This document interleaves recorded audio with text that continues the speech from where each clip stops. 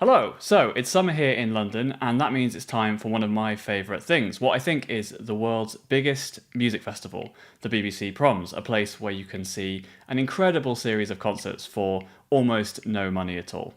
From the middle of July until the middle of September, there's going to be concerts every single night of the week at the Royal Albert Hall in South Kensington, a wonderful place to hear music. And these concerts are going to feature orchestras and choirs alongside stars from jazz, world, and experimental music. The Proms have been running for a really long time. The first series of concerts was in 1895, and even two world wars and other pretty scary events in London didn't ever stop them from running completely. The Proms were created by a concert promoter called Robert Newman, who had the idea of combining lots of different styles of music together in one series of concerts, so that the audience would get to know perhaps more unfamiliar music alongside popular music that they knew really well. To do this, he hired a young conductor called Henry Wood, who was just 26 at the time, to take the public on this journey through music. In the 1940s, the BBC, the British Broadcasting Corporation, became involved in the series, and nowadays you can listen to every single concert from the Albert Hall on BBC Radio 3 and on the BBC website. The experience of attending a prom is quite unique. Of course, you can buy a ticket in advance and choose your seat anywhere in the hall. But for me, the most exciting way to experience a prom is to do what we call promming, to just turn up on the day and join the promming queue. Because for every single prom, there are over 1,300 tickets for prommers, and that means people who stand up either right at the front in the centre of the arena or at the top of the hall in the balcony. And I can say that some of the most exciting experiences in seeing live music have happened for me where I've been standing in the Proms arena. You're shoulder to shoulder with other people who absolutely love the music that they're listening to, and I can say there's almost nothing like it. If you've ever been to the UK, you'll know that we love to queue here. It's kind of in our DNA, and I have to say that the Proms queue is kind of like the gold-plated designer version of queuing, and once you've experienced that, you'll never want to go back to another boring queue. So when you show up to be in the promming line, you can turn up anytime, a couple of hours before the concert is a really good time to show up, and you'll be given a raffle ticket. Now this raffle ticket just has a number on it and it shows your position in the queue. And so that means that if you need to go away and get a drink or use the bathroom, that's totally fine. No one's going to steal your place in the queue. Everyone's really polite and you can just come back to where you were in line. Also, if you want to attend the pre-concert talk, something that I'd really recommend, where you learn a little bit about the music that you're going to hear in tonight's concert, then you can leave for over an hour, and again, your place in the queue is there waiting for you when you get back.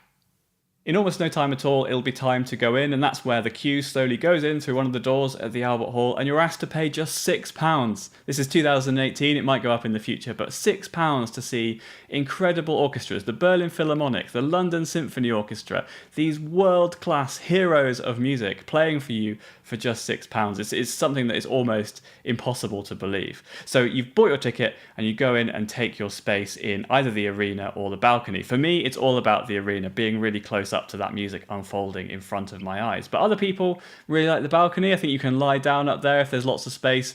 You can sort of just space out a little bit and enjoy the music wafting up from the bottom of the hall. So there's lots of options available even with those cheapest of tickets. I have to say too that sometimes knowing that a concert is going to be a standing concert, particularly rock concerts and other kinds of music, sometimes that puts me off a little bit, knowing that I'm going to get smashed around a little bit in the arena and it's going to be really hard to keep a place in the audience. Well, I have to say that the Proms is nothing like that at all. There's something truly magical about having your place in the arena to see a concert, something that I've never seen anywhere else at any other kind of concert. So once you've found your space in the hall, that's kind of your space, and the other people around you will totally respect that, even if the concert is really busy. So I've experienced going to grab a drink in the interval of a concert and then come back to find a little me-sized hole waiting for me in the arena. All the prommers around me have just noticed that I was there and have left that space open for me. And I think that's just a wonderful symbol of how open and accepting the Proms is. Everybody's welcome there, whether you know about music or you don't. And the nice thing about being in the arena is that the prommers are really friendly. So if you want to ask a question about the music or how the concert's going to work, or should I clap here or should I not clap here, they will be really happy to answer any questions that you might have. While, of course, the queuing and the standing in the arena parts are good, of course, the main thing that makes the proms so special is the dazzling range of music on offer. You can hear everything from the giants of classical music, so Mozart, Beethoven, and Brahms, alongside cutting edge composers who are trying new things. I've seen so many proms in the past that it's hard to choose a favourite. Perhaps some of the most memorable ones are the more unusual, the more experimental proms. So I can think of the comedy prom a few years ago, which saw Tim Minchin and Beardy Man beatbox together with an orchestra. I also really liked the Grime Prom, a series of pieces that were putting London's sound, London's music of now, grime music alongside a symphonic backing track. That was something incredibly special. And I'll always remember the sight of a professional musician standing next to me playing a cactus in a piece of music by John Cage. Yep, that's right, the experimental music composer from America, John Cage, wrote some music for cacti, and the BBC were crazy or brilliant enough to put that on, and it just shows the imagination and the breadth of vision that, the series still has today. So if you're planning on being anywhere near London this summer or in a summer to come, I hope you'll make coming to a prom one of your must-do activities, because there's really no experience like it.